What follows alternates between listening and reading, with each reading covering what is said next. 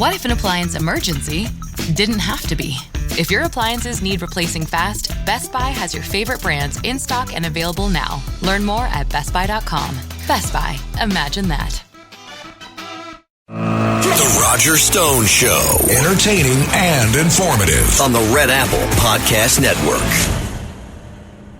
Welcome to the Roger Stone Show on the Red Apple Audio Networks.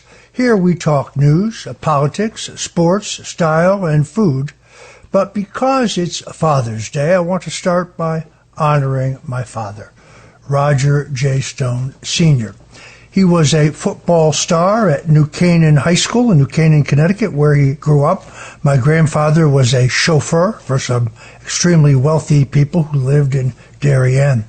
Later, my father, his brother, and my grandfather were partners in an artesian well drilling company. You see, in rural areas where we had no city or county water, every home, every business had to drill their own well and had their own pumping system. My father was the hardest working man I ever knew. His routine 5 days a week was identical. He got up at 5:30 a.m., My mother cooked him breakfast. He left where he ran an old-fashioned chop drill to drill artesian wells. It's very hard work. He came home every day at 5 o'clock completely and totally caked in mud. My mother would literally hose him off in the backyard, cook him dinner. He would sit and talk to us for a bit, and then he would go to sleep to do the exact same thing the following day. I never heard him complain, not once. We took a 1 week vacation every year, loading up into the family's Plymouth station wagon, driving to Lake George, New York, where we stayed at an inexpensive motel. But he was so much more than that. He was a singer, a dancer, a raconteur, an optimist, and a bit of a joker. He played the stand-up bass in a jazz combo at a gin mill called the Ruptured Duck in Westport, Connecticut, on Friday and sometimes Saturday nights to earn a few extra bucks. He also was active in summer stock theater, playing Nicely Johnson role in Guys and Dolls, also playing Mary and Sam in Little Abner. It was from my dad that I learned the difference between a martini and a Gibson. The difference, of course, is that a Gibson has a cocktail onion rather than an olive. Now, my dad would put a splash of vermouth in the glass, swish it around, dump it out, and then he would pour his martini or his Gibson. I would later eschew the vermouth entirely when I was on my own. He was the hardest working man I ever knew. And he taught me the value of your word. I miss him every day, but today, on Father's Day, I miss him particularly. God bless you, Dad. Meanwhile, a happy birthday to President Donald J. Trump yesterday. It was in 1988. After meeting him in 1979 and recruiting both he and his father, Fred Trump, for Governor Ronald Reagan's presidential campaign finance committee. But by 1988, I realized that Donald Trump had the size, I don't mean the physical size, but the stature, the strength, the stamina, the courage, and the independence to be not just a great candidate for president, but also to be a great president. And I have been proven completely right. Those who said that the Army parade yesterday was a birthday parade for him are incorrect. It was a birthday parade for the 250th anniversary of the U.S. Army. But no red-blooded American could watch that pageantry, that display, that parade to honor our men and women who gave all for the nation without having shivers going up their spine. It was not about the president's birthday. It was about celebrating our great military. How refreshing to have a president who's proud of the military. How refreshing to have a president who wants to make sure that our military is strong, because like Dwight Eisenhower, like Ronald Reagan, Donald Trump believes in peace through strength. rather than the neocon version of going around the world looking for wars to get into where our inherent national interests are not clear. I think his handling of the situation in Iran has been brilliant so far. We have a president who says what he means and means what he says. He told the Iranians they had 60 days to come to the table and reach an agreement that would allow them to have nuclear power for the generation of electricity, but not to develop a nuclear weapon.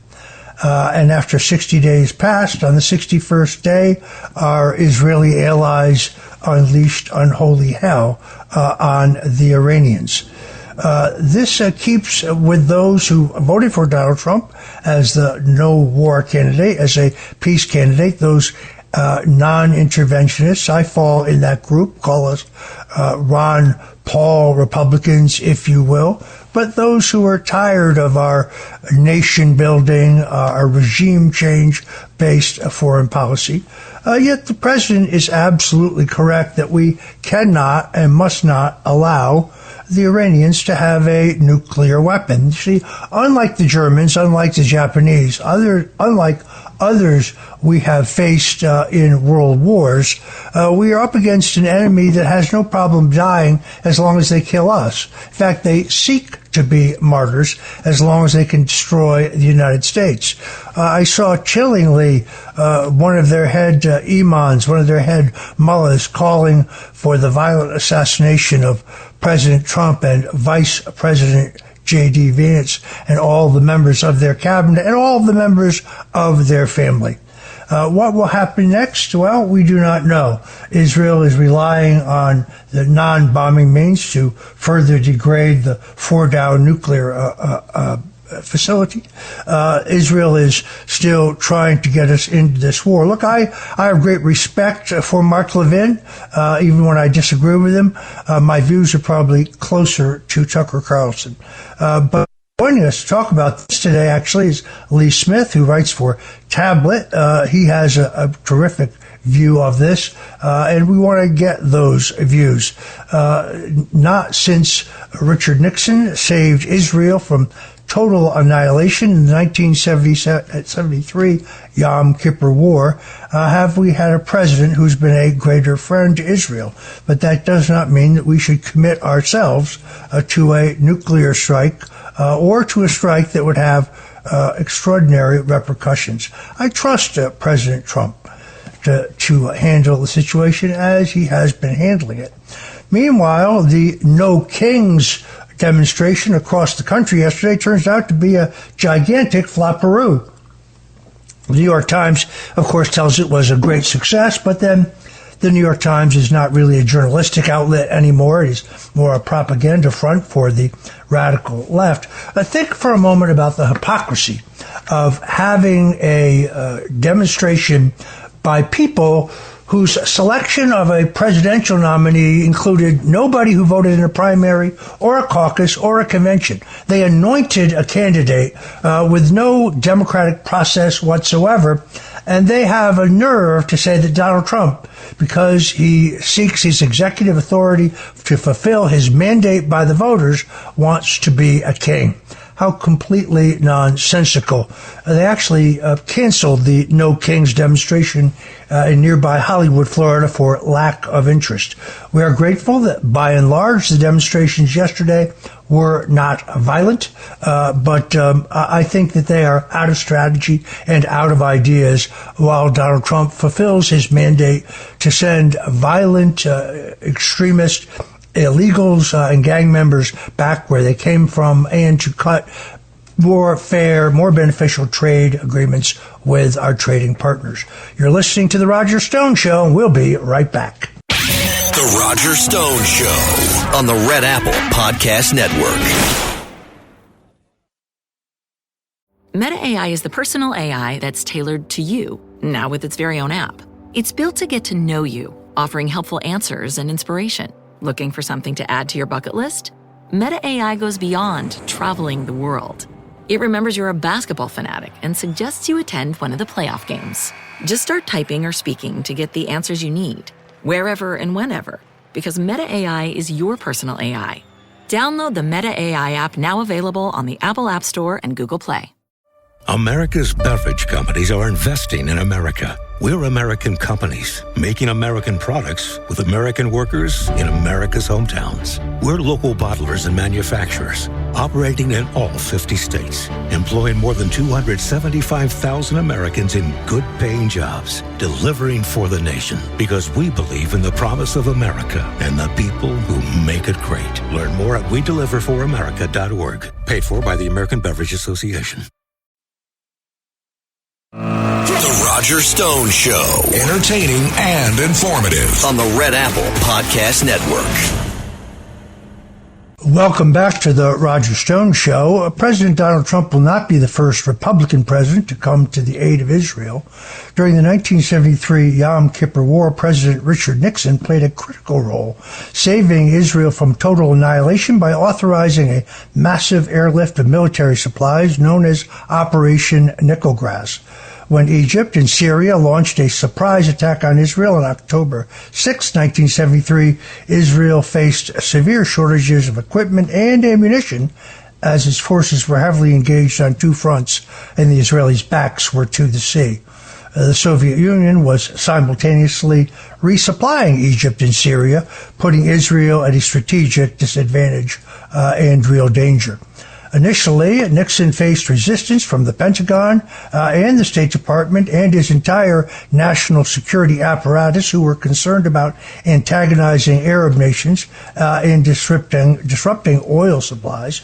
Henry Kissinger, his national security advisor at the time, was adamantly opposed to Nixon taking action, insisting it would raise the ire of the Russians. However, Nixon overruled all of these objections, reportedly saying, we're going to get blamed just as much for sending 3 planes as for sending 300. And therefore, on October 9th, he ordered the U.S. military to begin airlifting supplies to Israel. This was at the personal request of Golda Meir. Starting on October 4th, U.S. C-5 Galaxy and C-141 Starliner aircraft delivered critical materials including tanks, artillery, ammunition, medicine, and spare parts, as well as bandages. Over the course of the operation, the U.S. delivered approximately 22,000 tons of equipment and 33,000 additional tons, which arrived by sea by the war's end. Nixon also placed U.S. nuclear forces on a heightened state of alert, that's DEFCON 3, on October 24th, signaling the Soviet Union that the U.S. would not tolerate direct Soviet intervention, especially after intelligence suggested that Moscow might send troops in support of Egypt. This move helped deter Soviet escalation. You see, the airlift was pivotal in replenishing Israel's depleted stocks, enabling its forces to regroup, counterattack, and eventually push back both the Egyptians and the Syrian advances. By the time the ceasefires were negotiated in late October, Israel had regained strategic momentum due largely to the U.S. support. Nixon's decision, driven by a mix of geopolitical strategy, i.e. countering the Soviet influence, and domestic political considerations, was instrumental in ensuring Israel's survival during the war, though it came at the cost of a strained U.S.-Arab relations and the subsequent 1973 oil embargo. When there were White House tapes later exposed in which Nixon made harsh remarks about Jews, I think it was Golda Meir said, "Is it deeds or words that matter? Indeed, it is deeds." And that is how Richard Milhous Nixon saved Israel from complete annihilation in 1973. Meanwhile, if you hadn't noticed, the riots in Los Angeles got worse overnight with greater rioting outside a federal courthouse. Gavin Newsom has decided to try to restart his political career and jumpstart his presidential candidacy by insisting that the riots have been peaceful, but anyone who can watch television or who is on the internet knows otherwise. In other words, do you believe what you see or what Gavin Newsom tells you? Newsom even went into federal court to challenge President Trump's authority to send in the National Guard. But if Newsom was really a student of history, he would have recalled that Dwight Eisenhower sent the National Guard into Little Rock, Arkansas to support desegregation over the objections of segregationist Governor Orville Faubus, just as John F. Kennedy sent the National Guard into Alabama over the objections of segregationist Governor George Wallace, who famously stood in the schoolhouse door. This is the trick now of the defeated Democrats. It's judicial tyranny, whether it is questioning the president's authority to negotiate tariff deals with our trading partners or challenging his authority to send dangerous illegal immigrants, gangbangers, gang members, rapists, murderers, and other vile criminals back to their country of origins. They are counting on a strategy of venue shopping to find some liberal judge who will question the executive authority of the President of the United States. No, he is not a king. He does not seek to be a king. He was elected in a Democratic election, small d, unlike the Democrat Party nominee, Kamala Harris, because no one voted for her. How democratic was the process under which they dumped Joe Biden and nominated Vice President Kamala Harris, who, by the way, stands in the way of Gavin Newsom and his presidential ambitions? See, Newsom was trying to move to the center, had Steve Bannon, my friend Charlie Kirk, on his podcast until he saw this opportunity of rising as the anti-Trump. Anyway, we've got a great show for you today. Congressman Tim Burchett joins us. He's one of the most outspoken members of Congress. He's going to tell you about how our tax money has been flowing to the Taliban and how he intends to stop it. Coming up next, Rod Martin of the Rod Martin Report going to tell us why Elon Musk is incorrect about the big, beautiful bill. Also give us his take on the latest negotiations with China over trade. Rod Martin has one of the most lively Substack accounts, so we're very glad to be able to get him here at the last minute because his unique take is worth sticking around for. If you're just tuning in, I'm Roger Stone, and this is The Roger Stone Show on the Red Apple Audio Networks. And fasten your seatbelts because we'll be right back with more politics, more news, Congressman Tim Burchett, as well as tablet writer Lee Smith with the latest on the Iran-Israel conflict. We'll be right back. The Roger Stone Show on the Red Apple Podcast Network. Choice Hotels get you more for your money so you can maximize any road trip. Let's get real close to hear the maximum sizzle of Comfort Inn's free hot breakfast. Maximized. Check into more. Book direct at choicehotels.com. Hey guys, have you heard of Goldbelly? It's this amazing site where they ship the most iconic famous foods from restaurants across the country, anywhere, nationwide. I've never found a more perfect gift than food. They ship Chicago deep dish pizza, New York bagels, Maine lobster rolls, and even Ina Garten's famous cakes. So if you're looking for a gift for the food lover in your life, head to goldbelly.com and get 20% off your first order with promo code GIFT. The Roger Stone Show. Entertaining and informative on the Red Apple Podcast Network. And we're back. Joining me now is Rod D. Martin. He is the founder and CEO of Martin Capital, and he is also the author of a lively Substack feed, the Rod Martin Report. You can also find it at rodmartin.org. Fox Business calls him a tech guru. The Guardian describes him as a philosopher capitalist, and he was deemed by Blaze TV as one of America's leading public intellectuals. Former policy director to Governor Mike Huckabee, a great man, and an aide to former congressional leader John Paul Hammerschmidt, one of the giants of the U.S. Congress. Rod, thank you so much for joining us on the Roger Stone Show. It's great to be here.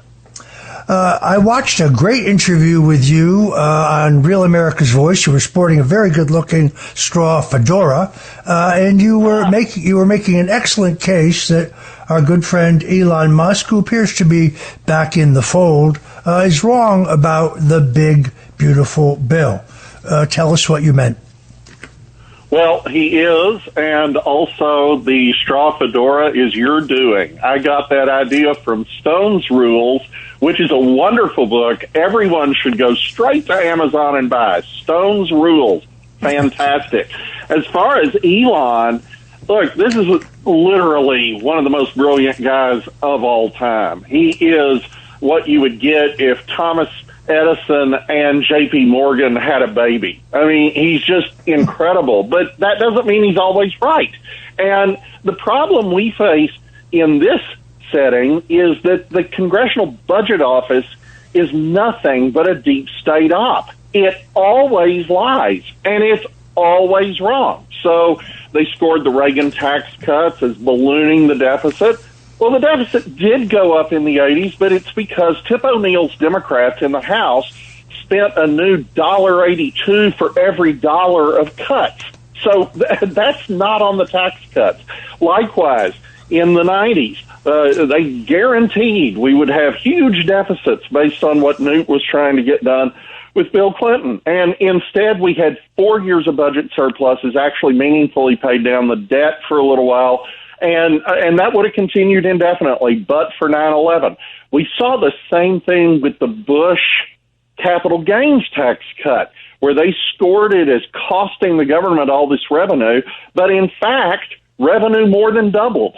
And we're seeing it again now. We saw it with the Trump tax cut, of course, in 2017, and we see it now when we're just making permanent what's already the law.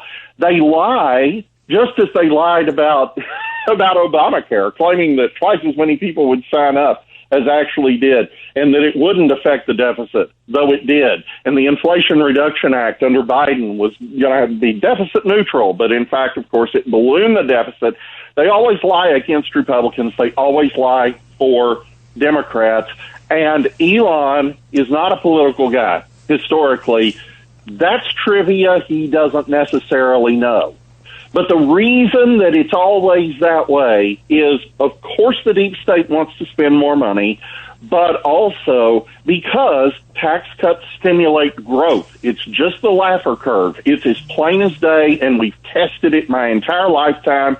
It works. If you want more tax revenue, you have to have more growth. And the way to get that is to cut the tax rates so there's more economic activity. Certainly the lesson of history. You have people continue to insist, like Robert Reich, who I went to high school with, insisting that the tax cuts caused the deficits. No, whether it was Donald Trump in his first term or Ronald Reagan or John F. Kennedy, every time we had an across-the-board tax cut, federal revenues spiked. The deficit and inflation are caused by excess spending, not by people being taxed too little. The other fraudulent claim, of course, is tax cuts for billionaires. Bernie keeps talking about tax cuts for billionaires. No, the tax cuts are across the board. They're tax cuts for everyone. Rod, give us your latest take on the negotiations with China over tariffs. You called it China's surrender. I read it the same way you do, but lay it out for us. Well, obviously, the media is going to disagree with us both, because they always do. But it was inevitable. And we talked about this the last time I was on your show. The fact of the matter is China is an export-driven economy. They not only are not a consumption-based economy, but their per capita consumption rate is about half that of the industrialized world beyond their borders. So they can't absorb the goods that they're exporting, and there isn't another market like the United States. The United States is 4% of the world's population and 26% of the world's economy, which is just unbelievable. And yet we keep being told by the media, oh, no, China has the upper hand here. No, they don't. And we can replace what they supply us with some disruption, no question. It's going to take a minute to change the supply chain on pharmaceuticals, for instance, or rare earths. But Donald Trump is already way ahead of everybody. on that. And in the meantime, if you just close off access to U.S. markets for the Chinese, which is what a 145% tariff does, that's a depression for China, full stop. There's no avoiding it. So we have what amounts to a surrender. It was inevitable, and it happened. What happened is Donald Trump got China to agree to a tariff framework in which we charge them 55% and they charge us 10%. You really don't need to know more than that to know who won.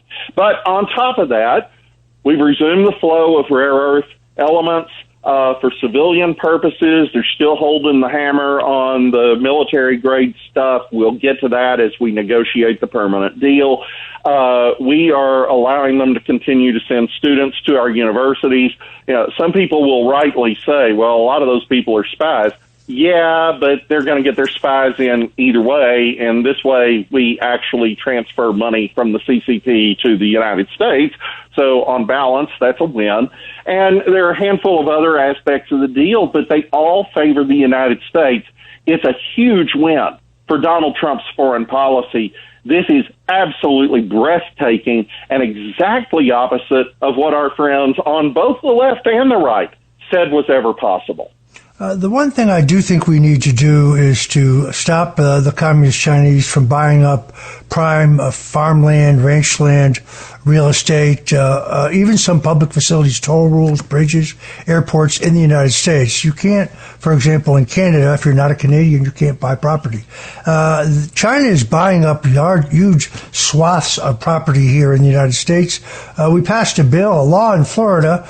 If you read the headline, it told you that the Chinese were prohibited, but when you read the small print, they were only prohibited from buying land contiguous to a national security site, whatever that may mean, an army base, I guess. Do you agree with the idea that we should stop the Chinese from buying up America? We absolutely have to. And speaking to the military aspect of it, they are going out of their way to buy land close to military bases. Why would they do that? Well, we just learned. The Ukrainians taught us. They smuggled all these long-range drones into Russia because even though they're long-range, they're not that long-range. So they smuggle them into Russia, and they blow up something between 10% and a third of Russia's nuclear bomber fleet, which is absolutely one of the most stunning achievements of the entire post-war era. Well, Biden had our border open for 4 long years. Anybody could and did come across that border. There's no telling what they brought with them. And they may not even have to have if China has land adjacent to our main bases from which they can launch attacks, whether it's spec ops, missiles, drones, doesn't matter. They're not there for funnies. They're there preparing, and we have to stop it. But I'd go one further because you said, what about the other agricultural land? We got to put a stop to that, too, because we just had those arrests of the 2 students who had smuggled in what is basically an agro-terror weapon. It's a fungus that would destroy a good chunk of the U.S. food supply and kill a ton of Americans.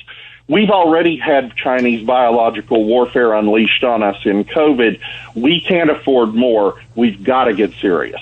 If you're just tuning in, folks, we're talking to Rod Martin of the Rod Martin Report, and we'll be back with more of Rod Martin if you just stand by.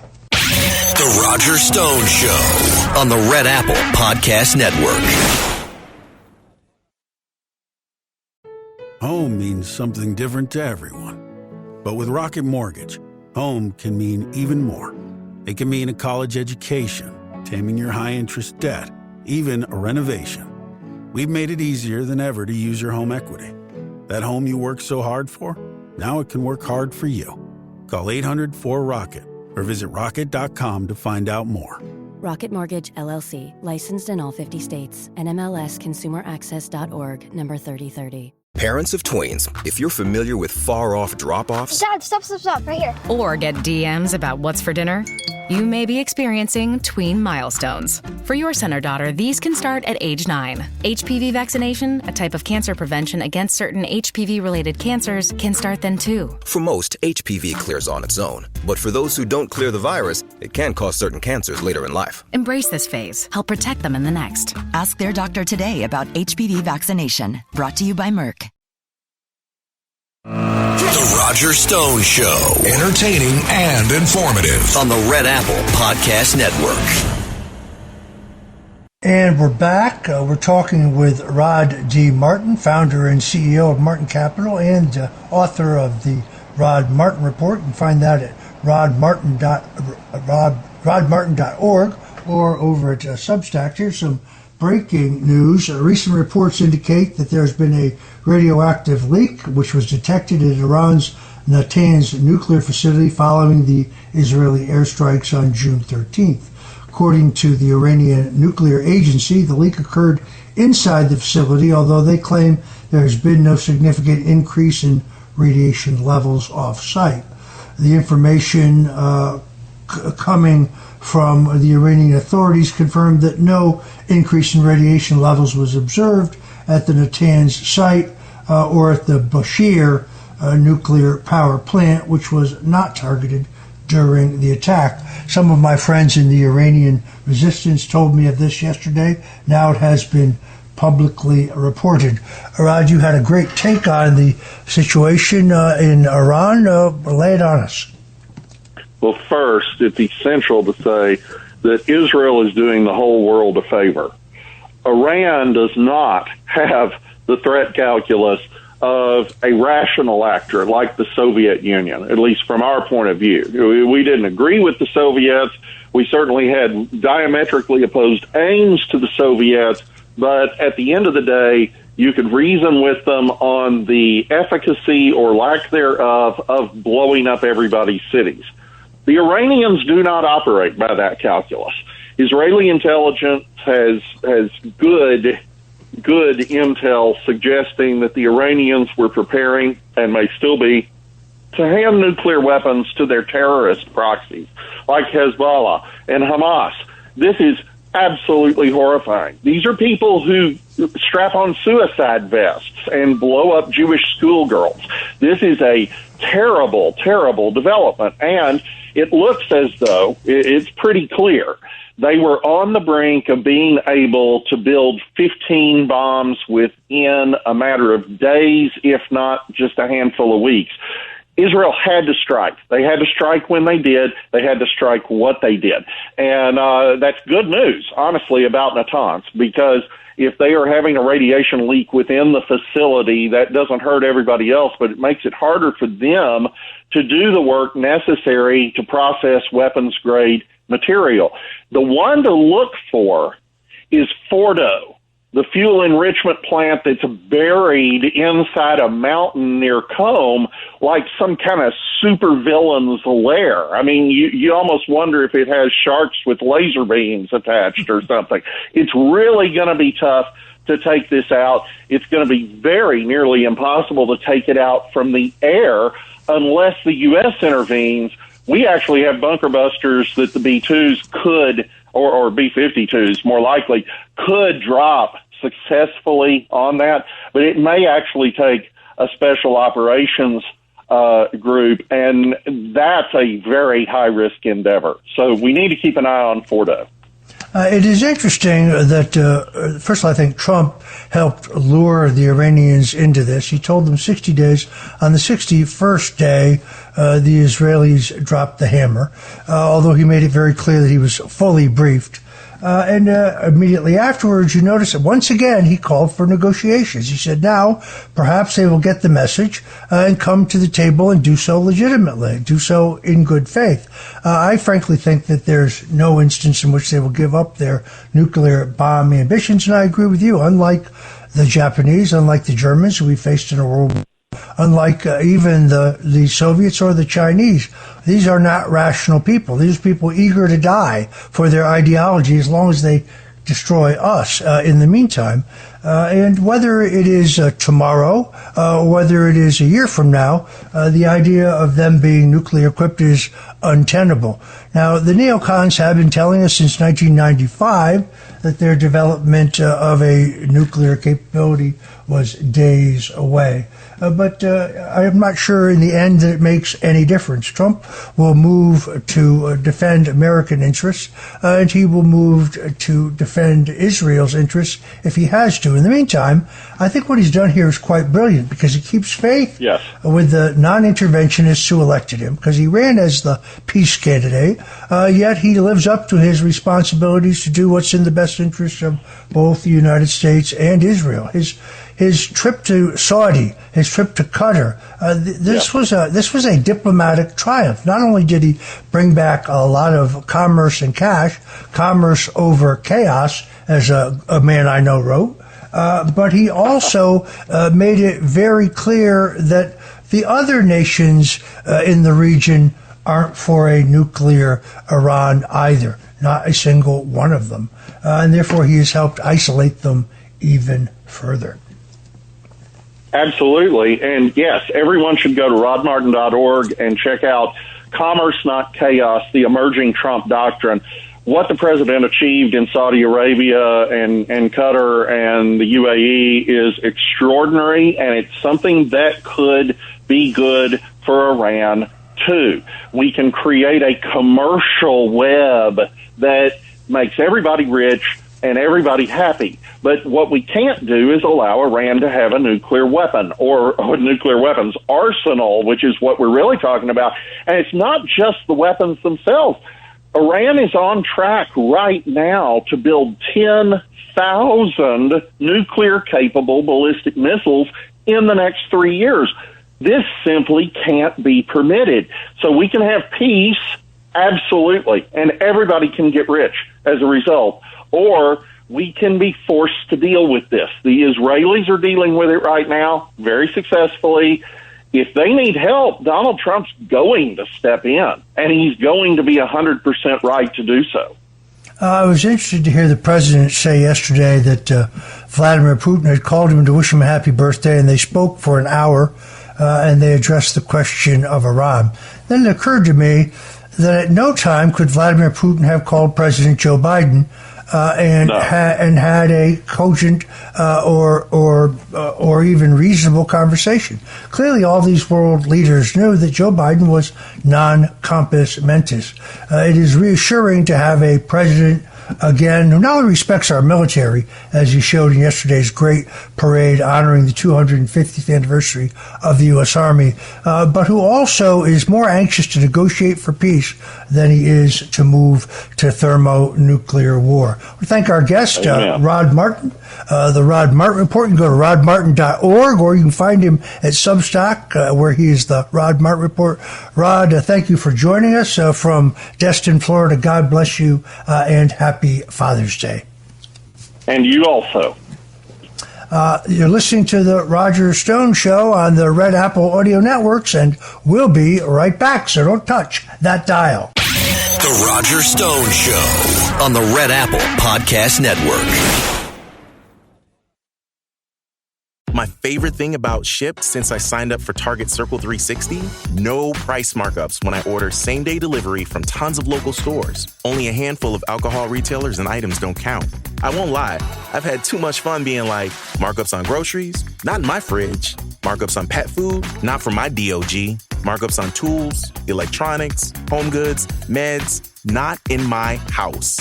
Anyway, it's awesome. Order now at shipt.com/360. Terms apply. What's worse than an ad interrupting your favorite music or podcast?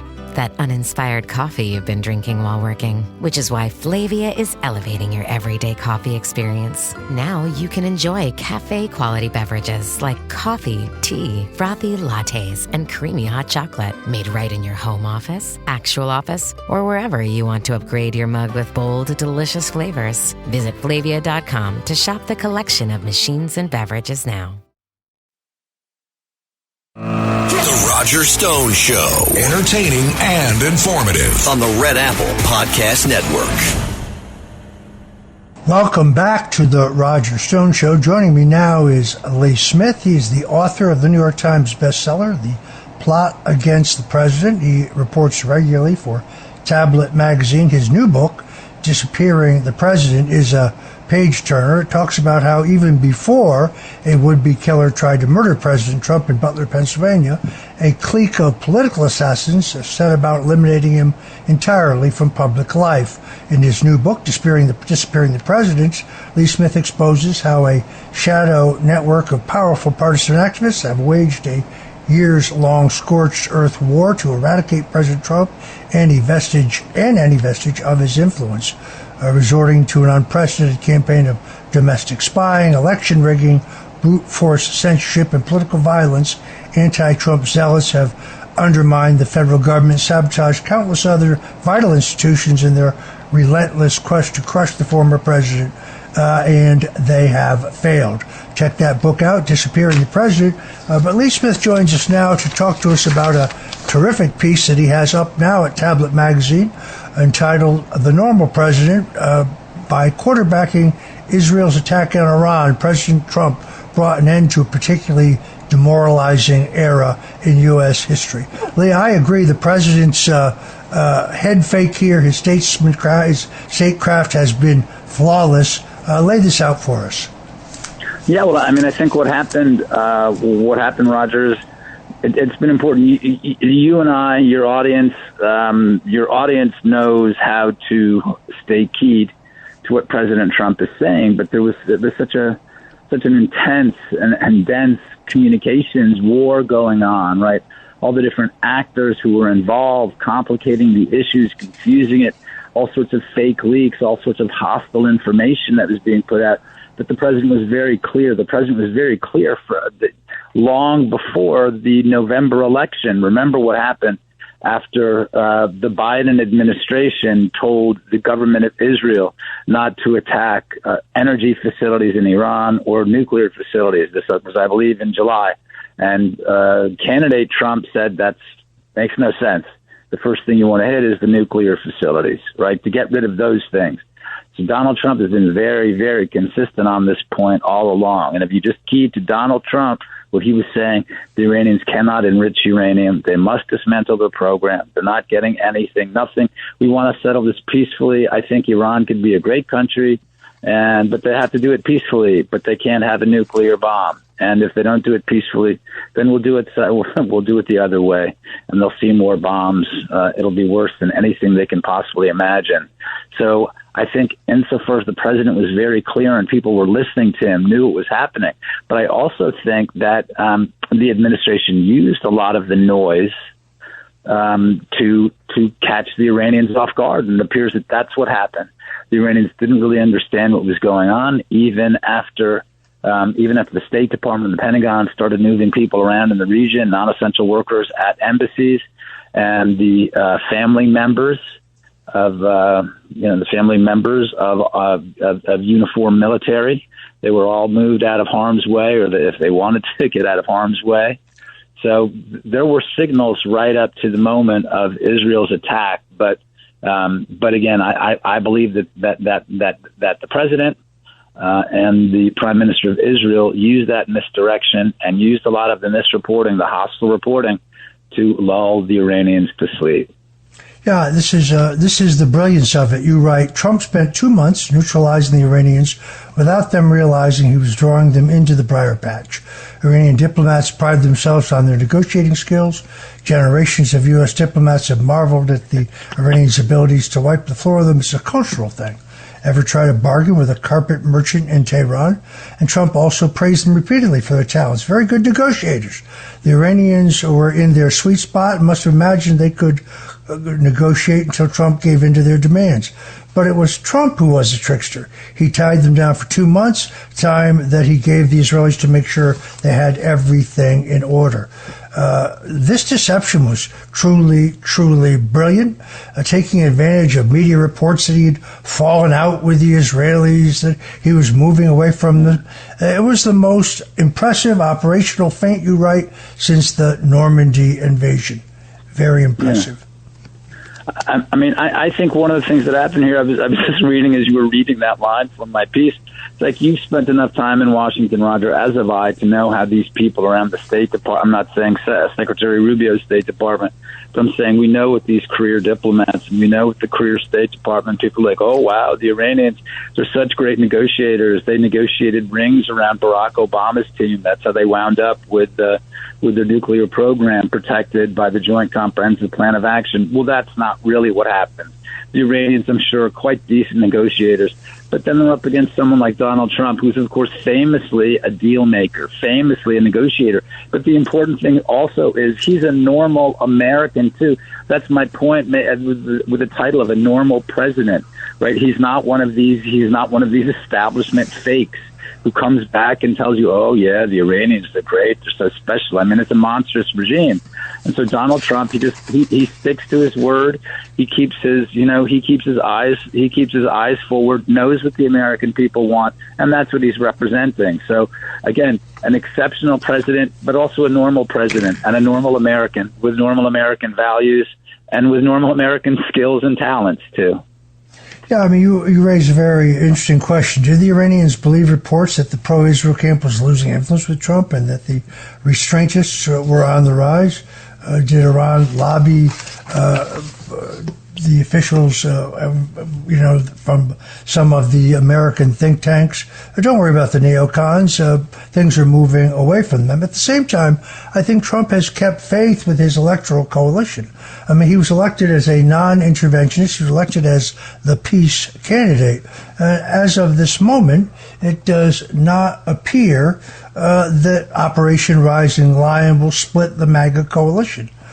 Polls, as you point out, indicate that's not the case. 84% of likely voters believe that Iran cannot be allowed to have a bomb. Only 9% disagreed. More Americans think it's okay for men to play in women's sports. That was 21%. So those who think Iran should have a bomb is a small group. I'm still hopeful that we will not have to use our bunker-busting bombs to enter this fray. Clearly, the Israelis are still trying to get us to do so. But Trump, so far, I think, has played this perfectly, as 60% of Americans support Israel taking out Iran's nuclear weapons program.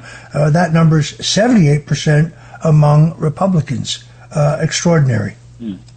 I think the only blunder that Donald Trump could make would be to say, we're going to try to figure out if this regime falls, we're going to try to work with everyone and figure out who rules Iran next. And we're going to put State Department people and Pentagon people on the ground to help nurture their new government. That would be a catastrophe. That, to my mind, is the only blunder that Donald Trump can make.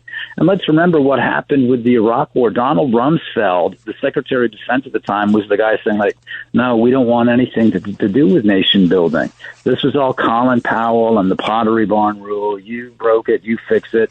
I think that Donald Trump will go down as long as Donald Trump does not do that. If Donald Trump eliminates this idea from American foreign policy, that after we or one of our allies makes war on an adversary, just says, you know what? It's not our business how you decide to rule yourselves.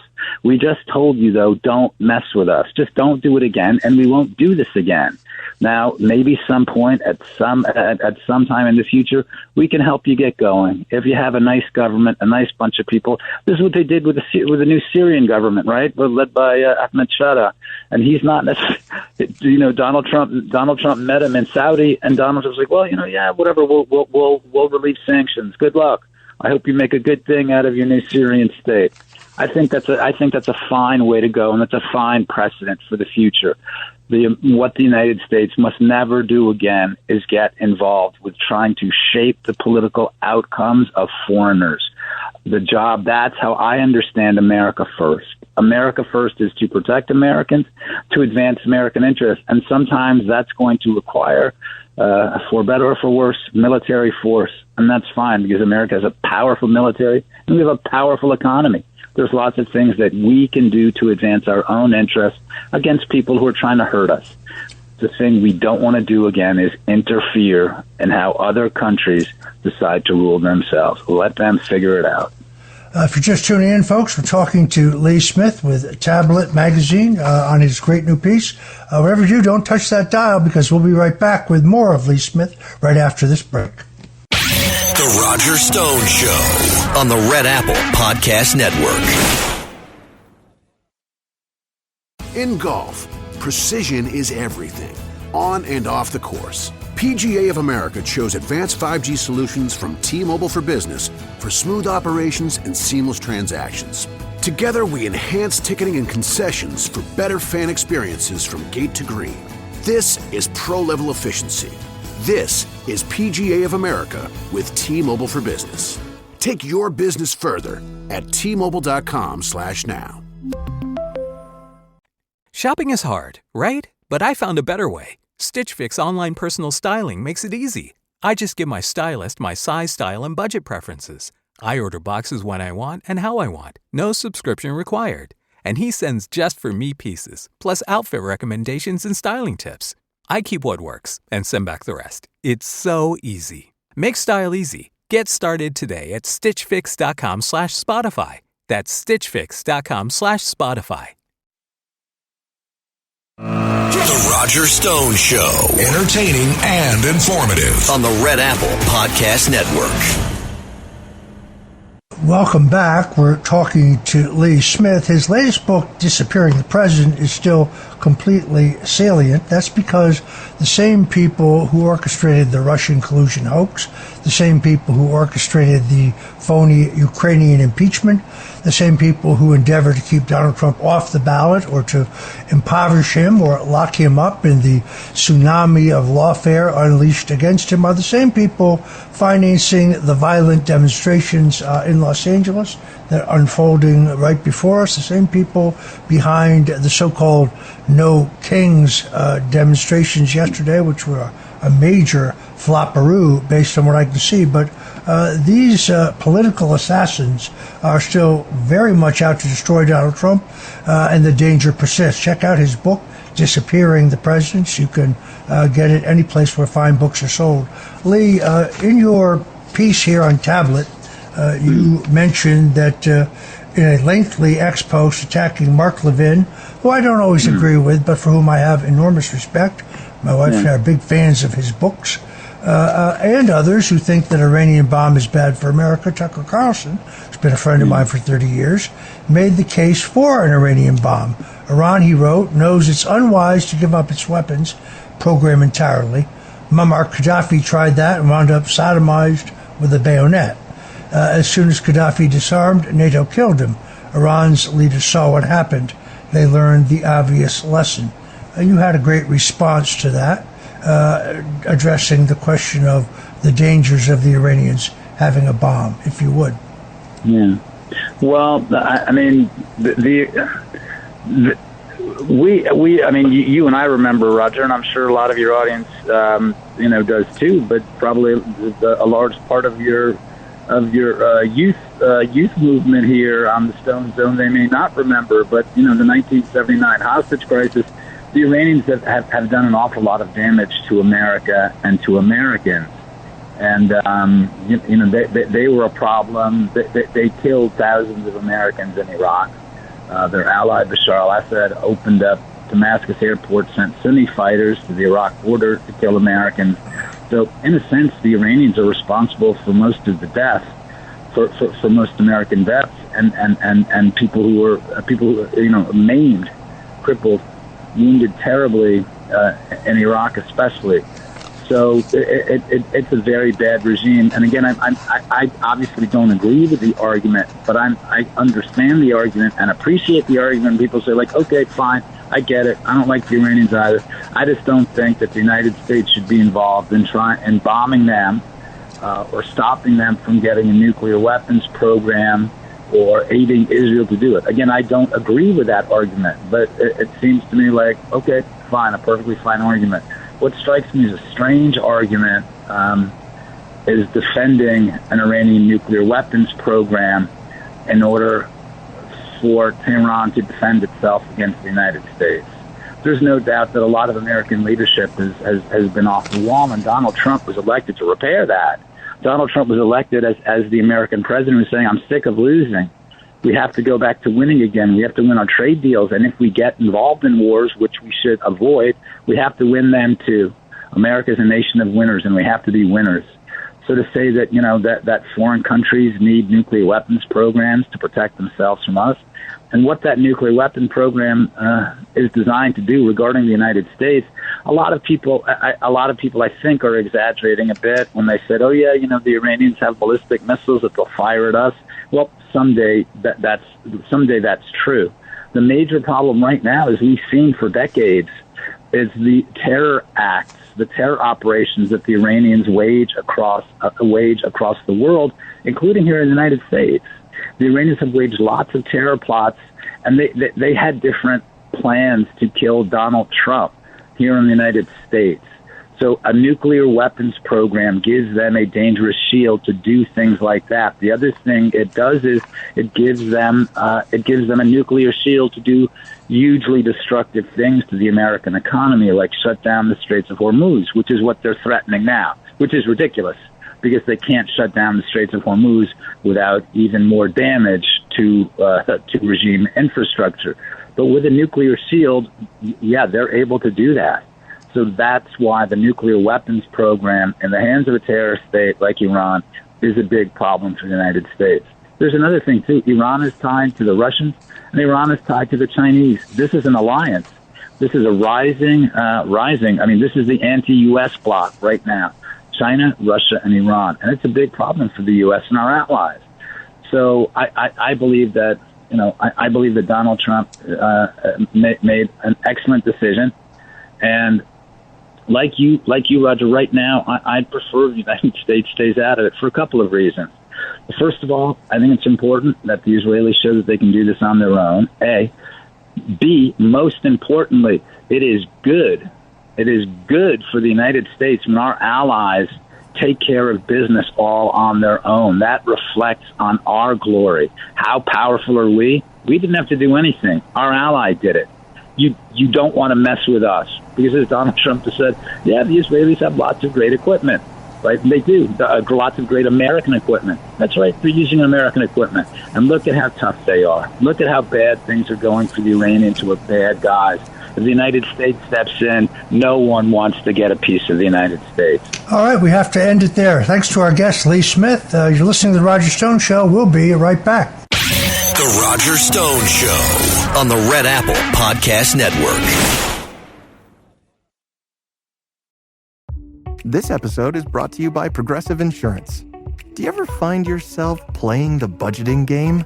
Well, with the Name Your Price tool from Progressive, you can find options that fit your budget and potentially lower your bills. Try it at Progressive.com. Progressive Casualty Insurance Company and Affiliates. Price and coverage match limited by state law. Not available in all states. Look around. You can find cars like these on AutoTrader. Like that car right in your tail. Or if you're tailgating right now, all those cars doubling as kitchens and living rooms are on AutoTrader too. Are you working out and listening to this ad at the same time? Well, multitasking pro, cars like the ones in the gym parking lot are for sale on AutoTrader. New cars, used cars, electric cars, maybe even flying cars. Okay, no flying cars, but as soon as they get invented, they'll be on AutoTrader. Just you wait. AutoTrader. The Roger Stone Show. Entertaining and informative on the Red Apple Podcast Network. Welcome back to the Roger Stone Show. Joining me now is Congressman Tim Burchett from Tennessee's 2nd District. Tim Burchett is not one of those go-along, get-along Republicans. He is a true champion of the taxpayers. He is a rock-ribbed conservative, a man who tells you what he really thinks. Sometimes he's not that popular with the leadership because of that, but that's why I love him. Congressman Tim Burchett, welcome to the Roger Stone Show. Mr. Stone, it's always an honor and a very much a privilege to be with you today. So I was shocked to learn that some of our U.S. tax dollars are making their way to the Taliban. You had at least 13 brave service members among your constituents who lost their lives in the Afghanistan withdrawal. In order to make sure that our tax dollars don't continue to flow to terrorists, you took action. Tell us about the status of your bill, H.R. 6586.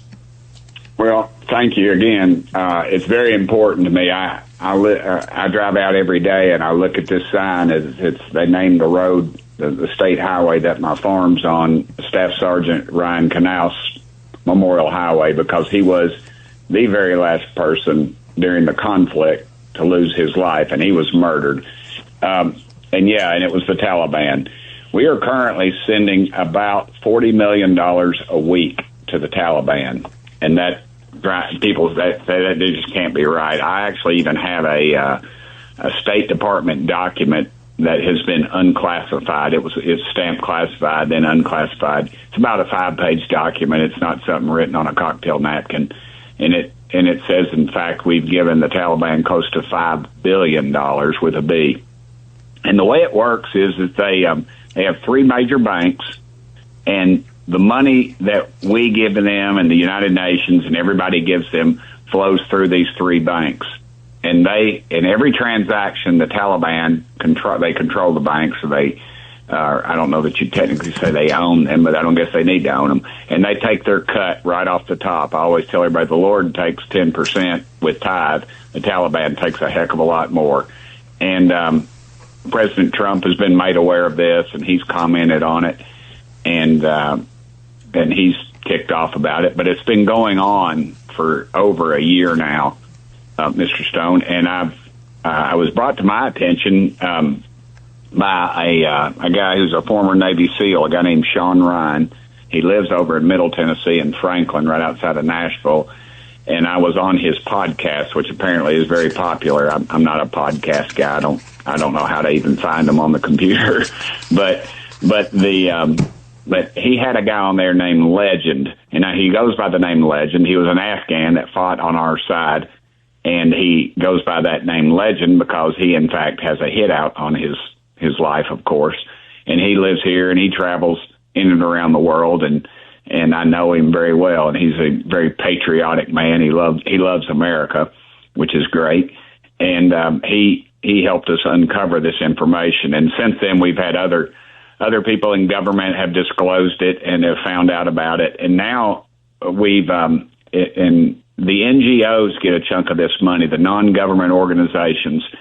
And people would be shocked to know that close to 1,000 NGOs are now operating in Afghanistan. 1,000, if you can imagine that. Now, Elon Musk told us that in a closed-door meeting, there was a half a dozen, myself, Marjorie Taylor Greene, and several others. But he basically told us the way these NGOs work is some billionaire will put $1 million in some fund with some, feed the starving children fund. And then the government will literally throw money to the point of billions of dollars into these accounts. And where does that money go? I guarantee you the $10 million we're sending for that are in some of this USAID stuff for circumcisions, although granted they're voluntary, I guarantee they're not going to circumcisions. And the money, according to Elon, was that it flows back to Washington. And this makes a lot of sense because the dark money campaigns, as you're very much aware of, I'm sure, it flows into them. But he stated that he thinks it's actually going into the pockets of congressmen to the point of the ranking member of the committee fought the bill because it removed the funding to these NGOs in Afghanistan. And it went to a voice vote. They didn't want to vote it. Their members had raised Cain. They didn't want to be on the record on it. But the voice vote was clearly partisan. 100% Democrats voted against it, and 100% of the Republicans voted for the bill. So it is a very crooked situation. And if Tim Burchett can find $40 million flowing to the Taliban in Afghanistan, multiply that over our world. The numbers are astronomical, actually, that we're funding people that are enemies, and they'll hate us. They'll hate us for free. We don't need to be funding them. So that's where the bill is. Steve Scalise told me last week it's going to come up next week, finally. But here's what really worries me about it, is that we've waited so long, and they know we're coming at them. Have they figured out another way to move the money around? So my bill, in fact, stops it and provides for documentation and other things that they have to, where the money's going, and we have some stop gaps in there to prove that if it doesn't go there, the money stops. So it's just ridiculous. It is just totally ridiculous, and it should make every red-blooded American completely ticked off. Even if you're a liberal, this money should not be going overseas to these people. It's actually mind-blowing. I mean, when I first read it, I said this can't possibly be right, but when I look into the details, you're absolutely right. And I do suspect, I think Tulsi Gabbard has discussed this, that there have been a number of members of Congress referred to the Justice Department for flows from offshore going into their bank accounts. I'm very anxious to see who that is. It is outrageous. I guess the only thing that's more outrageous about the fact this is happening is the fact that the Congress has done nothing to date to stop it. And it's taken them so long. Tim, at this point, what is your reading on the big, beautiful bill and its future? I think it's going. I think we're going to get something passed. I think that the Senate. We had to get the bill out of the House. We've had, the SALT folks that are up there in your neck of the woods, and the folks down here. We don't like it, but it was something. But we needed to get the bill passed. I think overall it was a good move. The bill. I'm a fiscal hawk. I don't like spending more money than we're taking in. I sure don't like borrowing money to spend. But the reality is, if you got a train running at you and it needs to be going the opposite direction, you've got to slow it down. You've got to stop it. And that's what this bill does. Case in point, under Joe Biden, the last 4 years, every 100 days, we ran up $1 trillion. And now you're hearing the Democrats say in debt. Now you're hearing the Democrats say over the next 3 years, or over the next 10 years, it's going to increase our debt by $3 trillion. So the reality is we are stopping the rate of growth at an incredible rate. And although it's still growing, it's not growing at the rate it was. And the other thing is the CBO, the Congressional Budget Office. Honestly, Mr. Stone, I would vote to do away with it, to defund it.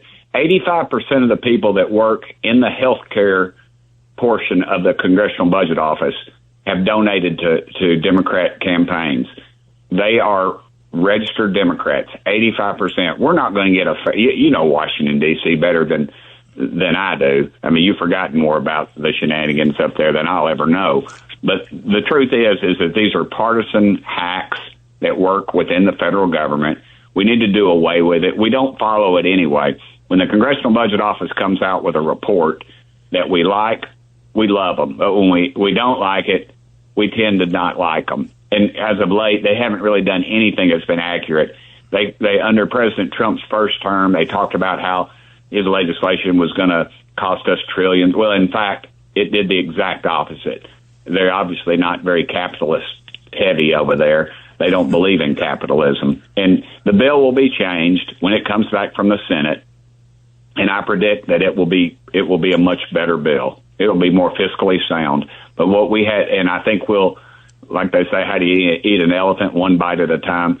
I think we'll see many revisions, but ultimately I think it's going to pass, and I think it is a good thing for this country. Well, if it doesn't pass, it means we have a 68% tax increase on the American people. That alone. Yes, sir. So neither one of us argues that it's perfect. Not at all. There's a lot of AI stuff in here I really don't like. And hopefully that can come out in conference or come out down the road. But you're absolutely right. The Congressional Budget Office scoring is virtually always wrong. If you're just tuning in, we're talking to Tim Burchett from Tennessee's 2nd District. He is a truth teller, tells it as it really is. Very rare in American politics today. And we'll be right back with more wisdom from the congressman on the other side. You're listening to The Roger Stone Show right here on the Red Apple Audio Networks. Whatever you do, please don't touch that dial. The Roger Stone Show on the Red Apple Podcast Network.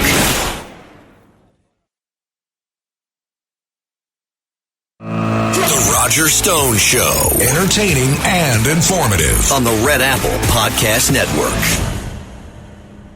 And we're back. We're talking to Congressman Tim Burchett from Tennessee's 2nd District. Although he served 8 years as mayor of Knox County, as well as serving with distinction in the state legislature, both in the House and the state Senate, I kind of think of him as the anti-politician in that he actually tells you what he thinks, and he's not shy about it. He's a champion of the taxpayers. He's a champion of our veterans.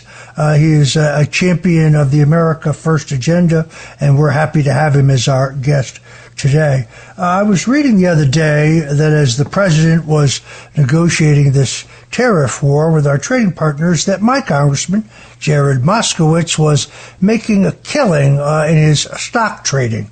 What is it going to take before the U.S. Congress outlaws stock trading, insider trading, by members of Congress? I don't think they ever will, Mr. Stone, but I'm working, believe it or not, a bipartisan group, Priapol, I can't remember how you say her name, but AOC and Chip Roy and me and a couple others are working on a bipartisan bill to do just that.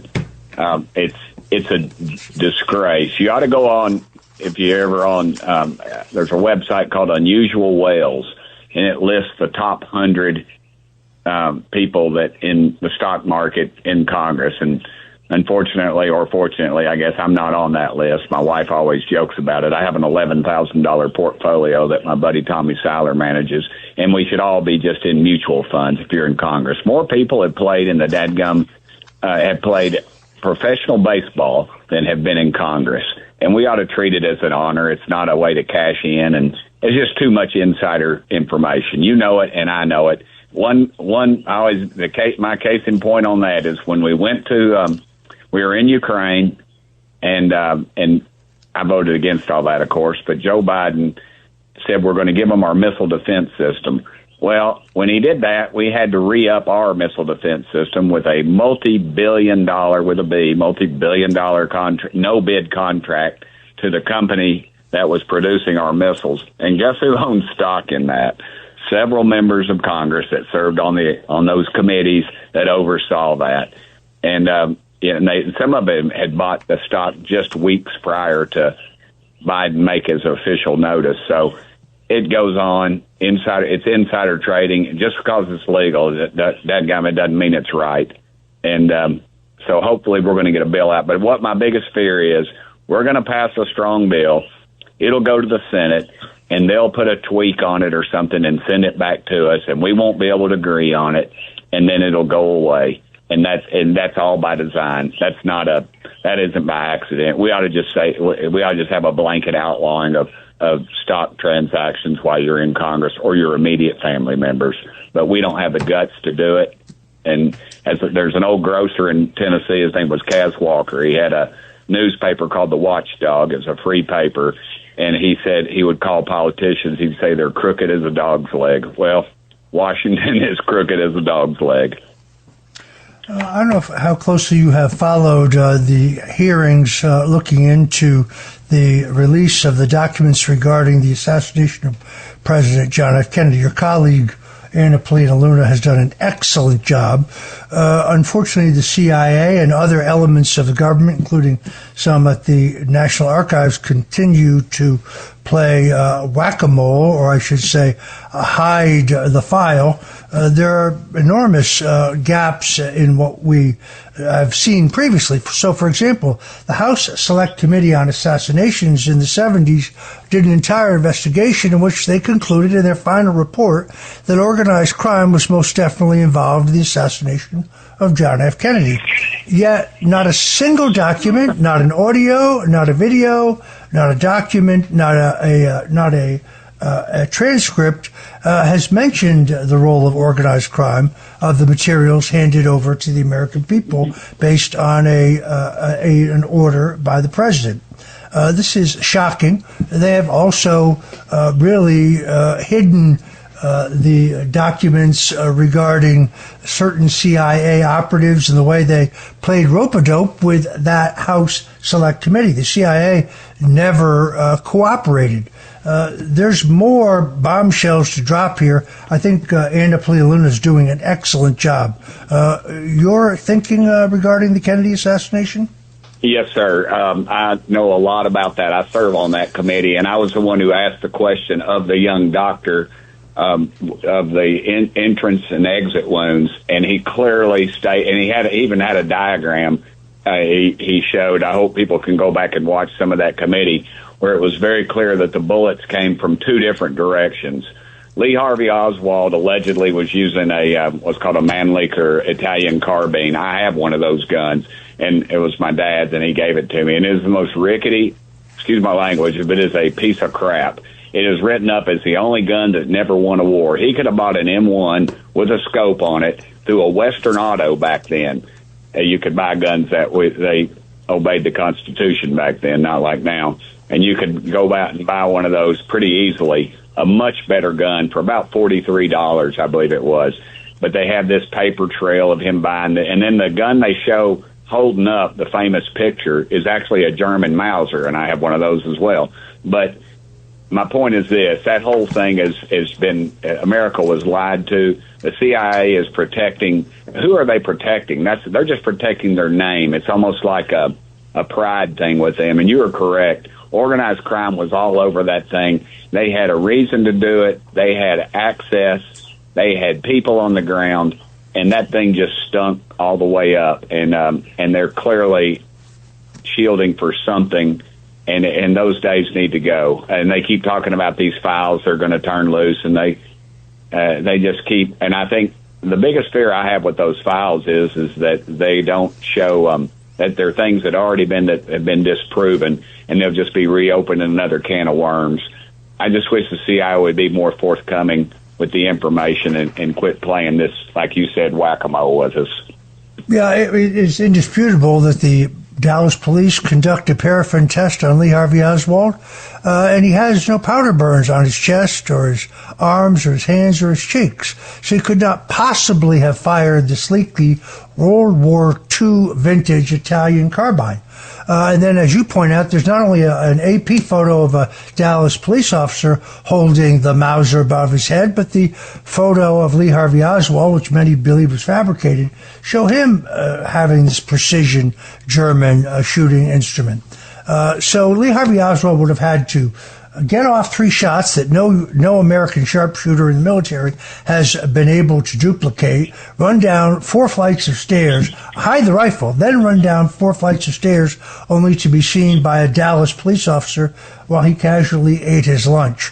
The man who shot from the 6th floor is Malcolm Mac Wallace. He left his fingerprints on the windowsills and on the cardboard boxes, the so-called crow's nest. You can check out my book, The Man Who Killed Kennedy, The Case Against LBJ. It was a conspiracy that involved the CIA, organized crime, big Texas oil, but cui bono. Who benefits? All right. I want to thank our good friend, Congressman Tim Burchett from Tennessee's 2nd District for joining us. To all of the rest of you out there, thank you. Until next Sunday, God bless you and Godspeed. Thanks for listening to The Roger Stone Show. You can hear The Roger Stone Show Sunday afternoons at 3. If you like the podcast, share it with your friends and listen anytime at WABCRadio.com and download the WABC Radio app. Hit that subscribe button on all major podcast platforms. Plus, follow WABC on social on Instagram, TikTok, Facebook, and X. See you next time for a new episode so you never have to wonder. What the heck is going on here?